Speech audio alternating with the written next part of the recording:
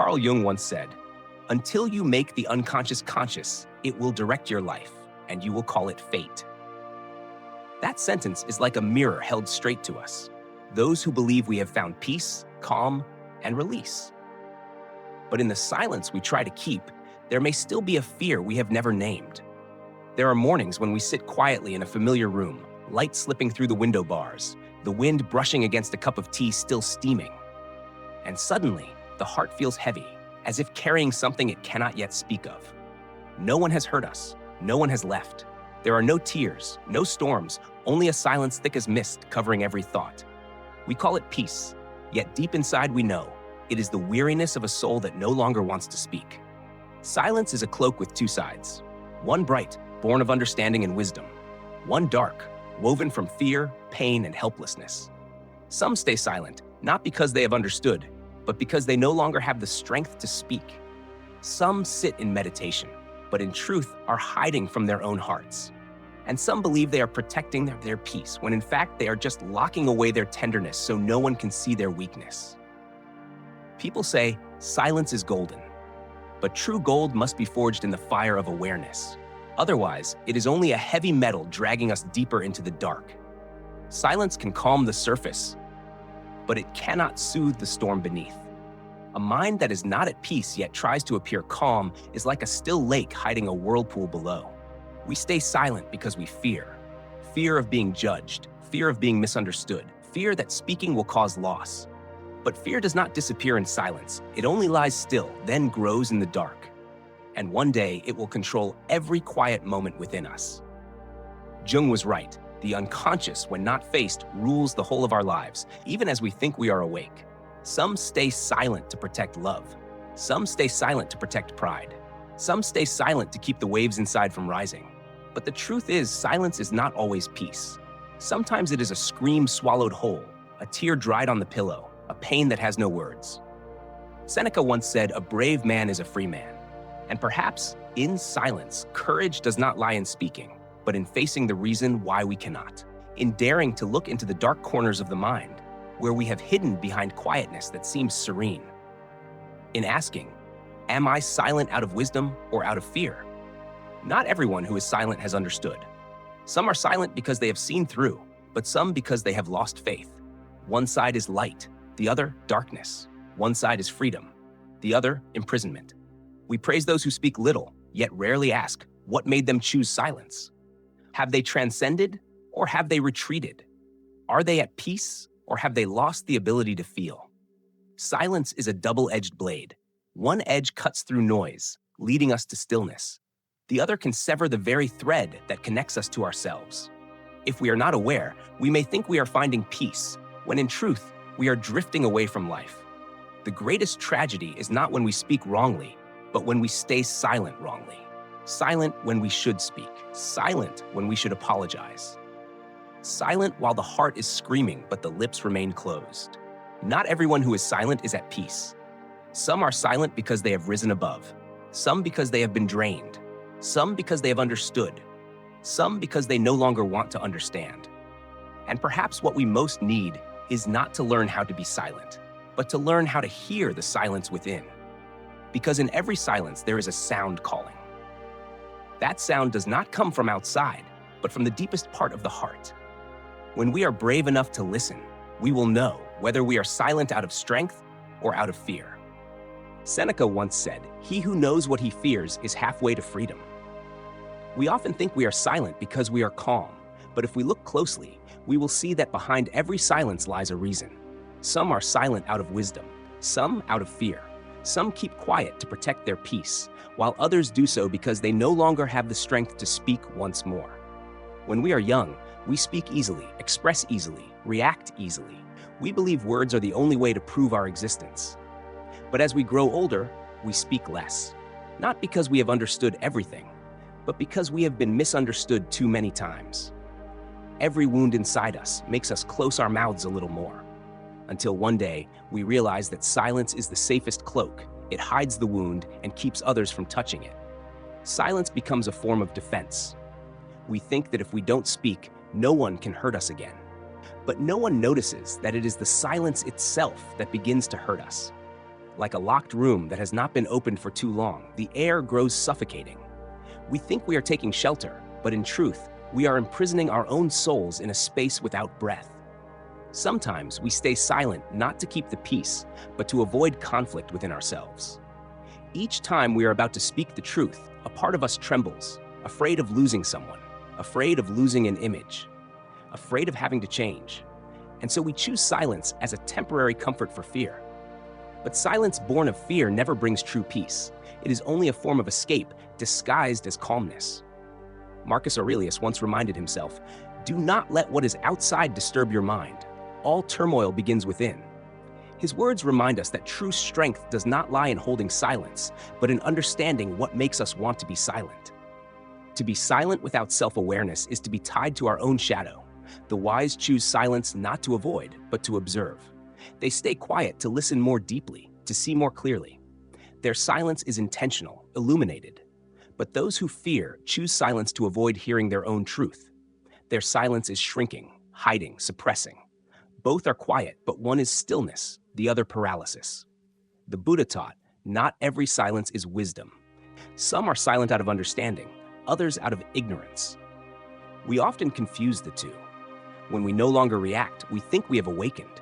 When we no longer speak, we think we have transcended. But sometimes that is only the sign of a heart too weary to feel. We forget that silence holds no value without clarity within it. A person silent in fear is like one standing in the dark with eyes closed, believing the night has ended, when in truth, they simply no longer dare to look. Some remain silent in relationships, believing silence will save everything. But not speaking does not mean no pain. Not arguing does not mean no wound. Prolonged silence only pushes two souls further apart until the distance becomes permanent, and we call it "we were not meant to be." Yet what truly separates us is not difference, but silence. The same happens within us. Each time we are silent with our pain, we create another gap between ourselves and our own heart. That is why so many live their whole lives in quiet comfort, yet still feel empty, because they have stopped speaking with their inner self. True silence is not closing off, but opening within.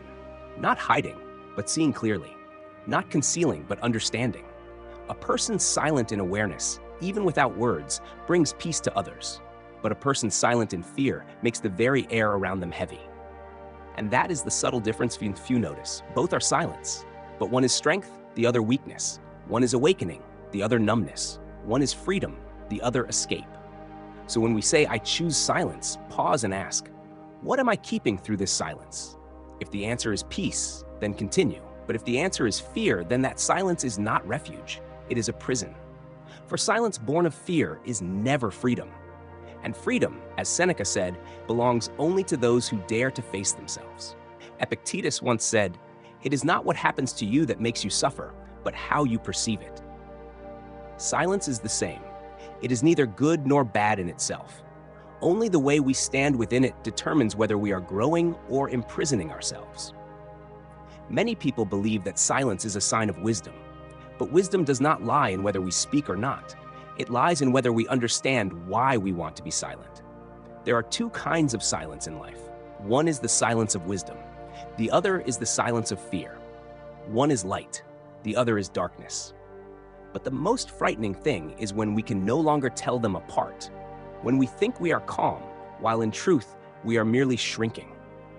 The silence of wisdom is when we clearly see what is within our control and what is not.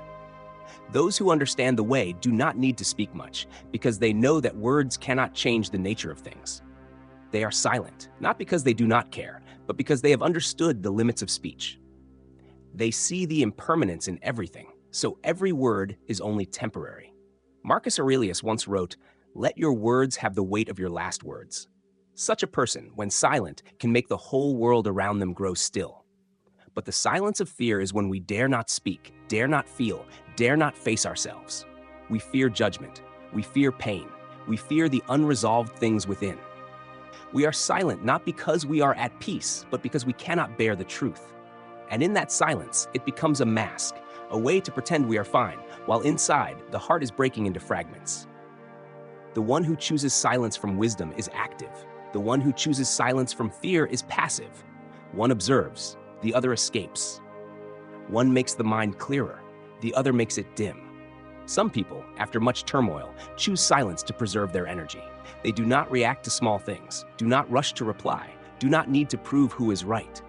That silence brings peace. But others, wounded too many times, choose silence like a shell. They no longer want to listen, to speak, to feel. Their stillness does not come from wisdom, but from exhaustion. And in that stillness, life slowly loses its sound. Carl Jung once said, "We do not become enlightened by imagining figures of light, but by making the darkness conscious." If we use silence to cover our darkness, we will never know what light truly is. Silence cannot help us overcome fear if it is built from fear itself. Only when we dare to stay within the storm of the mind can we truly understand what calmness means. Look back at the moments you chose silence. Sometimes you stayed quiet not to hurt others, but deeper down, it was fear of being hurt yourself. Sometimes you stayed quiet thinking it was compassion, but in truth, you no longer had the strength to speak. Sometimes you stayed quiet thinking, "This too shall pass," but in truth, you simply didn't know what to do. Each time we choose silence without understanding why, another layer of ignorance settles over the mind. The silence of wisdom is when we see, hear, and know without reacting. The silence of fear is when we dare not see, dare not hear, dare not know. One opens awareness, the other closes the heart. The Stoic stays silent, not because he is cold, but because he seeks clarity. He knows that within silence lies the strength of observation. But the wounded stay silent to avoid facing their memories, to avoid feeling pain again. They do not observe, they turn everything off. And so silence becomes a shadow that swallows them piece by piece. In the silence of wisdom, we can hear the footsteps of truth. In the silence of fear, we hear only the echo of ourselves. One is a path to freedom, the other, a maze without exit. Once we understand this, we see that silence is not to be judged, but to be examined. Each time we choose silence, we must look within. Am I observing or avoiding? Awake or weary? Still or numb? Epictetus reminds us, you cannot control the wind, but you can adjust your sails. The winds of life will always blow, but the direction of the mind is ours to steer. If our silence comes from awareness, it becomes the sail that leads us toward peace. But if our silence comes from fear, it becomes a torn sail that leaves us drifting in the sea of life. Not every silence is practice. Not every few words are wisdom. Some speak little because of insight, and some because they have lost the language of their soul. So do not rush to praise silence until you have seen what lives inside it. For silence is truly beautiful only when it is held by inner clarity. When we understand, silence becomes meditation. When we fear, silence becomes a prison. And between the two, only awareness is the key that opens freedom. Marcus Aurelius once said, "You have power over your mind, not outside events. Realize this, and you will find strength." That sentence is a map to reflect upon the silences in our lives, for not everyone who is silent has mastered their mind. Often, the mind is still being led by what happens outside. We stay silent when others hurt us, not because we are strong, but because we are not yet steady enough to face the emotions rising within. We stay silent when we are misunderstood, not because we are at peace, but because we fear that speaking might break everything once more. We stay silent when we witness injustice, not because we have reached wisdom, but because we fear being dragged into another storm. Each time we tell ourselves, "I choose peace," but in truth, it is the gentlest way to say, "I am afraid." The Buddha once taught, "He who cannot master his mind carries suffering wherever he goes." We believe silence will free us from pain, but pain does not come from the outside. It lives in the mind that refuses to face itself. Every time we stay silent without understanding the root of it, we are only suppressing emotion, not transcending it. And what is suppressed always returns, deeper, heavier, more silent than before. The mind's mechanism when we choose silence is subtle. At first, discomfort arises, but we hold it in. Then we begin to justify. "It's fine, I'll stay quiet to keep the peace." Another part of us whispers, "Silence is good. Silence is maturity." And so we comfort ourselves with the image of a calm person, while deep inside, emotion burns beneath a layer of ash. We think it has gone out, but it only takes a breeze, a word, a look, a memory, for everything to ignite again. Carl Jung once wrote, "What you deny will surface again, not to punish you, but to be seen." Our silence is no different. It returns in our dreams, in our relationships, in the moments we feel tired for no reason, in the distances we cannot explain. For the parts of the mind that go unheard will always find a way to speak, and when we refuse to listen with awareness, they will speak through pain. Those who choose silence from wisdom face their mind every day. They look directly at their feelings, letting them come, letting them go. They understand that silence does not mean denial. It means seeing without reacting. They stay quiet to observe, not to hide. They stay quiet to preserve energy, not to close the heart. But those who choose silence from fear do the opposite. They do not allow feelings to surface, afraid that if they open up, they will drown. They do not speak, fearing that if they do, they will be misunderstood. They fear disappointment, so they choose silence as safety. But that safety makes them lonely. No one knows what they think, and slowly, they no longer know themselves. Silence born of fear becomes a shield that keeps life from touching us. Yet life needs contact to help us grow. No one can find true peace while hiding from the wind of life. Some say, I stay silent to keep harmony. But true harmony is not the quietness on the surface, it is the clarity within. If there is still fire inside, that silence is only temporary. Like a lake that appears calm, but if whirlpools remain beneath, sooner or later the surface will stir. Silence is strength, but only when we understand its root. If silence is used to steady the mind, it is meditation. If it is used to suppress the mind, it is escape. If it is used to observe, it is awareness. If it is used to avoid, it is blindness. One word silence, but two opposite paths. Marcus Aurelius said, "Do not let your mind be disturbed by what is beyond your control, for then you have lost your freedom." When we are silent with clarity, we are choosing freedom. When we are silent with fear, we are losing it. A wise person does not need many words, yet their eyes still hold life. One who hides may speak nothing, yet their eyes are empty, as if they have left themselves. Look back at your own life, in relationships, in family, at work. When you stayed silent, were you truly at peace or merely waiting for things to pass? Were you observing or closing the door? Were you awake or just exhausted? The difference lies in one thing: awareness. Silence is not wrong, but without awareness, it becomes a chain. Only when we know why we are silent does silence become light. And then we realize silence is not the end of conversation. It is the beginning of listening. It is not withdrawal from the world. It is a return to oneself. That is the true essence of silence. Not avoidance, but seeing clearly. Not escape, but coming home. Not weakness, but wisdom. The Buddha once said, "When the mouth is silent, the mind will speak. When the mind is silent, wisdom will speak." Perhaps that is the highest form of silence one can reach, the kind that is not withdrawal, but dissolution. No longer a separation between speaker and listener, between the outer and the inner, between sound and stillness. Everything becomes pure presence. When we understand the true nature of silence, it is no longer a tool for avoidance. It becomes the path home. We no longer need to try to be silent, because stillness arises on its own when the mind no longer resists. Like a lake, when the wind stops, the water becomes still. When the mind stops wanting, fearing, clinging, and pushing, it naturally returns to clarity. True silence is not found outside. A quiet room is not always peaceful. Just as in a noisy market, one may still have an unmoving mind. Silence is not about the absence of sound, but about the depth of stillness within. A clear mind remains silent even while speaking. A restless mind remains noisy even in quiet. Marcus Aurelius once wrote, "True tranquility is not found by retreating from life, but by standing amid life without being shaken." That is the strength of one who knows themselves. They do not stay silent to avoid, because they know that the outer world cannot harm a mind that stands firm. They need not flee to the mountains, for their peace no longer depends on place.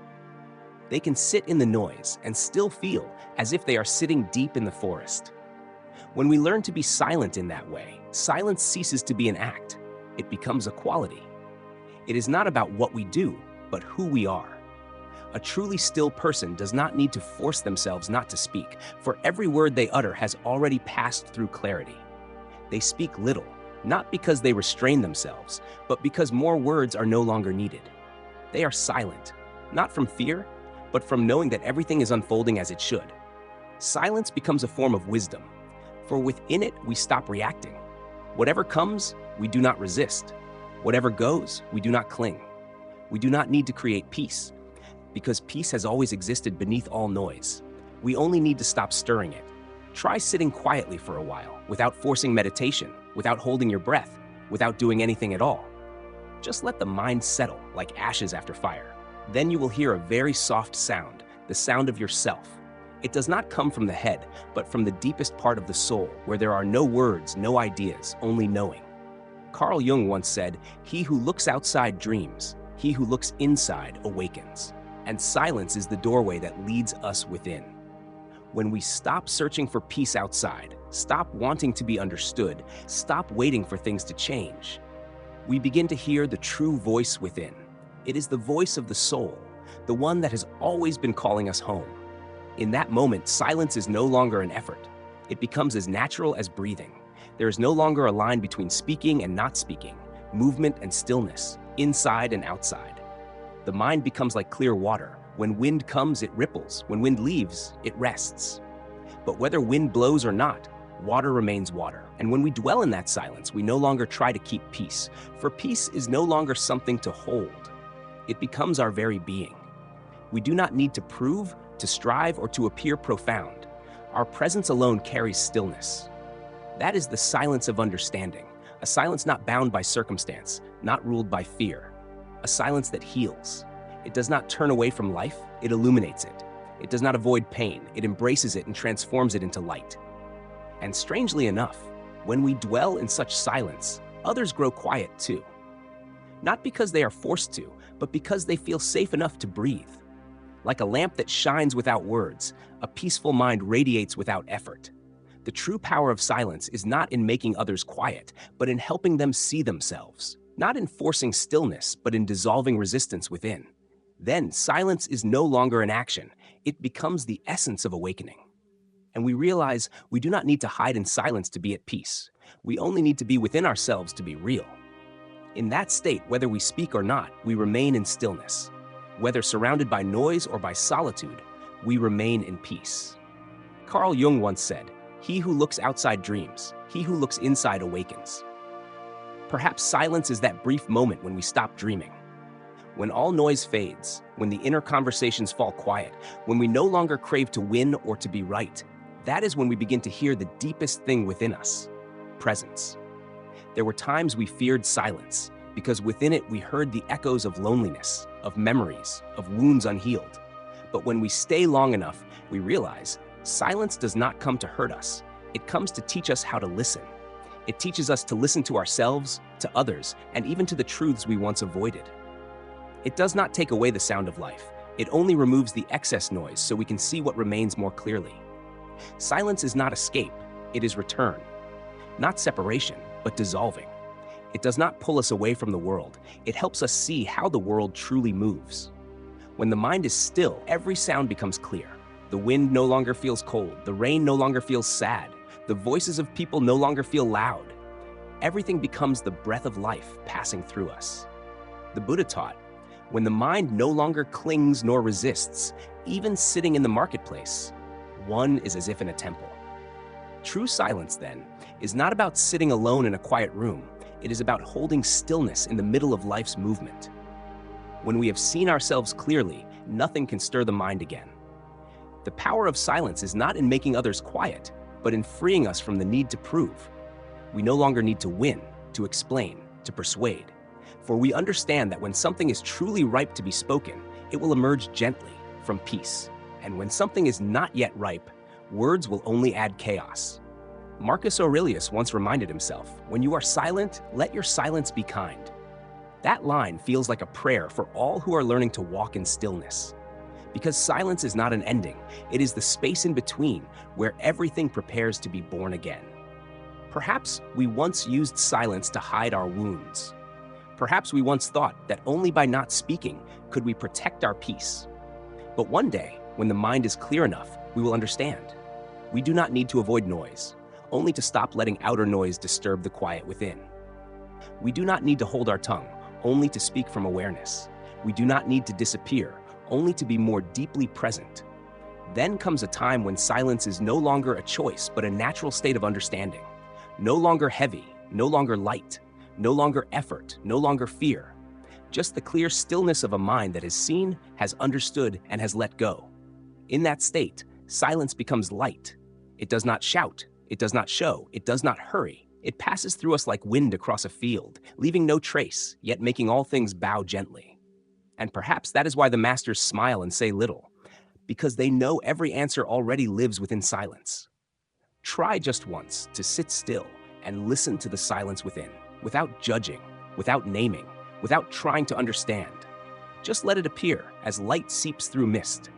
And then you will see, silence was never an escape. It was always a door. And behind that door is you.